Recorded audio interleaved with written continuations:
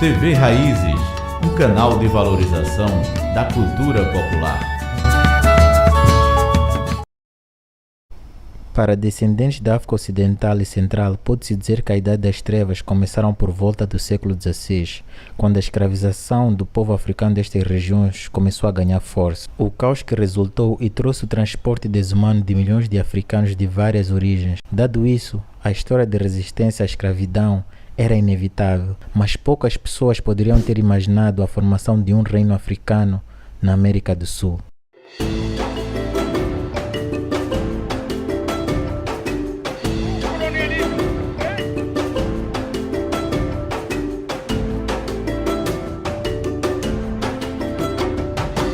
Olá pessoal, Rui Júnior aqui, bem-vindo a um outro vídeo de História Africana. Aqui você encontrará conteúdos sobre a história de África antes da escravidão, cultura e visão do mundo entre a percepção e a realidade. Não se esqueça de se subscrever no canal, dar um soco no like e é isso. A Revolução Haitiana é de longe o mais glorioso momento na história do povo afrodescendente nas Américas e no Caribe. O Haiti é uma nação que foi formada pela rebelião bem-sucedida de homens africanos e mulheres, que antes eram escravizados pelos franceses. Esta foi a única rebelião de escravos com muito sucesso na história humana, que passou a formar um estado duradouro.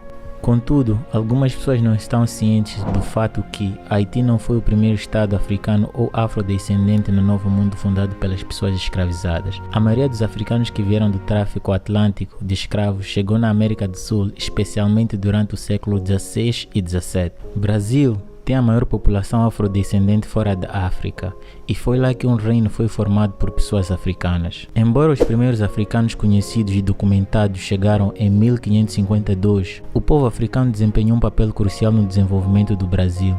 Alguns africanos até lutaram para libertar a colônia brasileira de outras intrusões europeias, o mais famoso deles sendo Henrique Dias. Conhecido por seu regimento negro que defendeu a colônia contra os holandeses, apesar do seu envolvimento na história do Brasil, resta ainda mais elevado o campeão do povo africano, o homem que literalmente se tornou governante de um reino africano, um homem chamado Ganga Zumba. Mas antes de entrarmos nisso, temos que aprender um pouco sobre a história do Brasil, que levou ao surgimento do Ganga Zumba.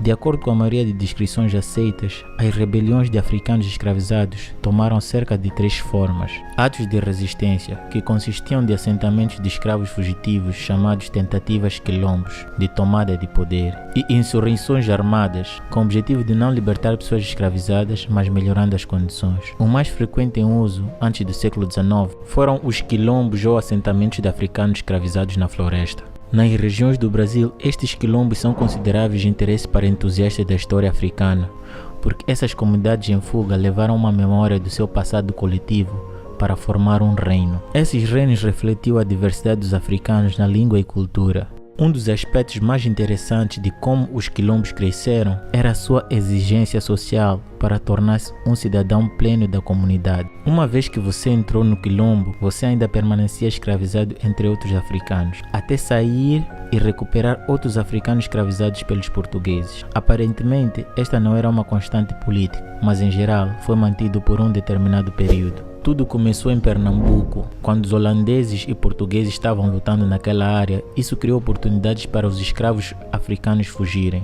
Muitos deles começaram a fazer isso, criando quilombo. No entanto, mesmo antes dos holandeses tomarem Pernambuco, africanos ainda conseguiam escapar e formar assentamento. Os quilombos se tornaram tão bem-sucedidos e difundidos que os africanos começaram a invadir cidades locais, antes dos principais assentamentos dos quilombos. Os primeiros esconderijos eram chamados de Mukombo. A própria palavra reflete a origem do principal grupo étnico de africanos naquela região. Mukombo significa esconderijo na língua mbunda de Angola. O assentamento em Pernambuco acredita-se que tenha começado em torno de 1605 e se tornou o mais dominante e o mais poderoso de todos os quilombos de acordo com fontes. O quilombo em Pernambuco manteve sua força ao fornecer comida, bem como segurança para os habitantes, a maioria dos quais eram africanos que tinham várias habilidades e eram lavradores de terra que plantaram quase todo tipo de vegetal e sabiam como armazená-los contra o tempo de guerra em inverno. Mas é aqui que o quilombo assume uma forma diferente. Uma vez que aprendemos sobre o estado das coisas dentro do assentamento, todos os habitantes dos palmares do quilombo se consideravam súditos de um rei,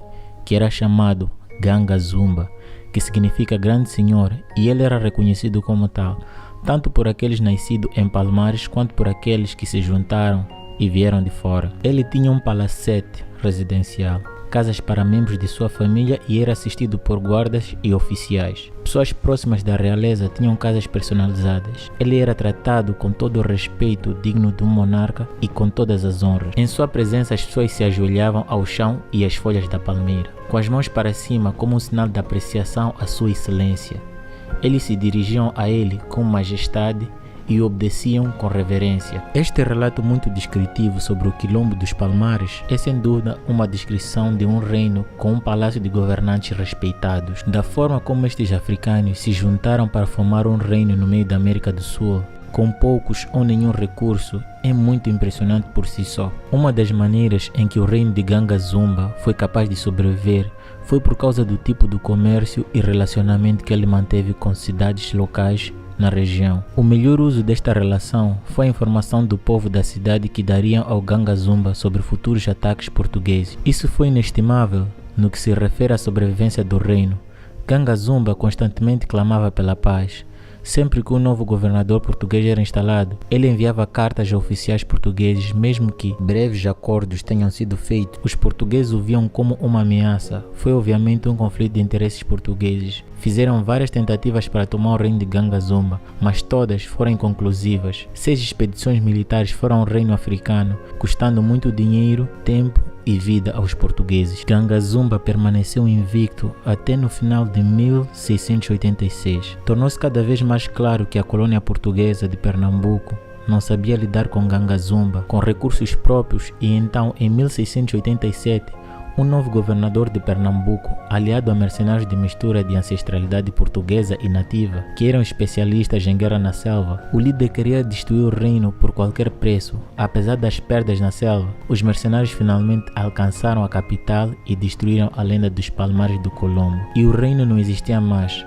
Apesar do fim do reino, não se pode deixar de respeitar como estes africanos não só fizeram um caminho do nada, mas foram capazes de se defender por bastante tempo, às vezes com muito pouco recurso, mas com respeitáveis aliados. Apesar do pouco suporte econômico, este reino africano teve uma incrível conquista no Brasil. Uma grande conquista para esse reino africano no Brasil foi sua capacidade de transferir um sistema central político africano no coração do Brasil, governando numerosos grupos étnicos africanos e outras pessoas latinizadas sobre um objetivo.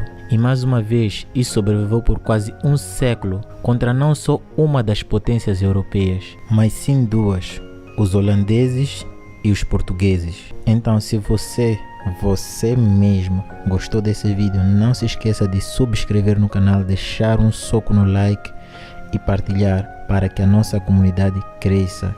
Então é isso, eu sou o Começo, tamo juntos, peace.